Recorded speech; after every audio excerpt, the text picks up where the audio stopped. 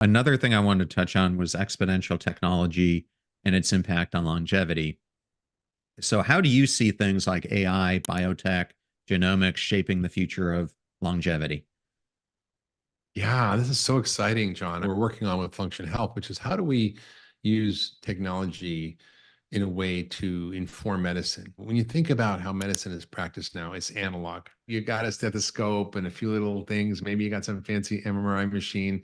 You do a few blood tests, you poke around, and you try to figure things out. And you can usually make a diagnosis that way, but it misses what's underneath. It's like the tip of the iceberg, and what's underneath is much bigger.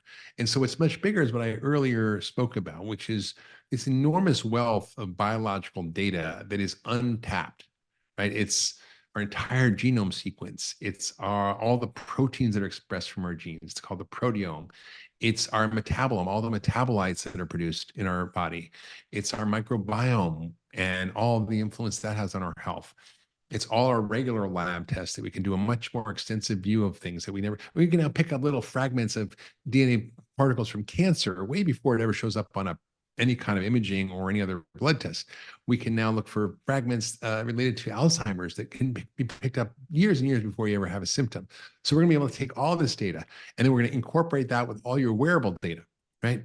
The Aura Ring or Apple Watch or Garmin or Whoop or whatever you use, your 8 sleep bed, your glucose monitor, all this stuff is going to be all fed into this data system, along with all your past medical history, all your symptoms, all your previous data, all your imaging, everything. And then you're going to be able to make sense of all this enormous amount of information, literally petabytes of data. I don't even know what's bigger than petabytes, but it's a lot of data. It's way more than you could ever fit on a hard drive in your computer. It would essentially be informed by deep learning that is informed by experts. So it's not just like random things, right? If I asked AI to cure chronic disease, it would say, well, kill everybody over 10 years old. It's amoral. It doesn't have it, but it has to be informed by experts in the right paradigm to understand what it means and all the patterns in this data. And that data is then going to create a picture of your health in a dynamic way over time. This is what we call deep phenotyping. There's a whole called the Phenome Project by Leroy Hood, which is an attempt to do this work. And there's many other studies that are trying to do this, like All of Us, which is an NIH-funded study. There's one in England, millions of people. So we're trying to gather these large data sets to see what's happening and to look at patterns, what's happening in the body that'll inform our understanding of human biology in ways that we've never been able to do before. It's like all of a sudden we're looking at the stars, we don't know what the heck they are, the little dots of light, but all of a sudden we get a telescope, or then we get the Hubble telescope, or then we get some bigger thing. It's like, or we have found the microscope. Oh my God, we can see bacteria. And then we get the electron microscope, and we can see cells and mitochondria and things we never could see before. We can see chemical reactions and down to the most subcellular, almost atomic particles. So we're going to have that vision now in medicine. We've had it in physics, we've had it in astronomy and other places. We've just been flying blind in medicine. And so this era of data-driven healthcare, and I think Function Health is at the forefront of this, and it's going to be able to scoop up all this data and help you understand what's happening in real time for you. So we're going to be able to take this enormous data set, which is unique to you, and understand what it means in terms of your risk for disease, where you're on the transition from wellness to illness.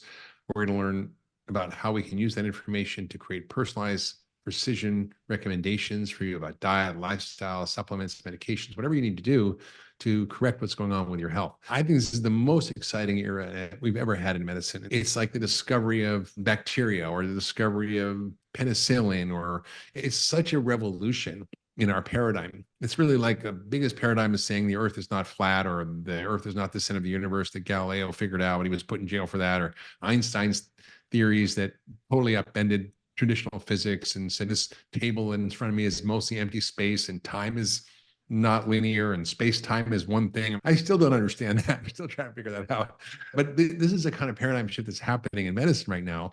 And unfortunately, most people don't have access to it. Most people can't take advantage of it. But I think in the next couple of years, we're going to see this just explode. And I'm very excited about what we're doing with Function Health as a tip of the spear in the transformation of healthcare and the empowering of people to be the CEO of their own health and understand what's going on in their body and use that information to make real-time choices to up-level their health, to feel good.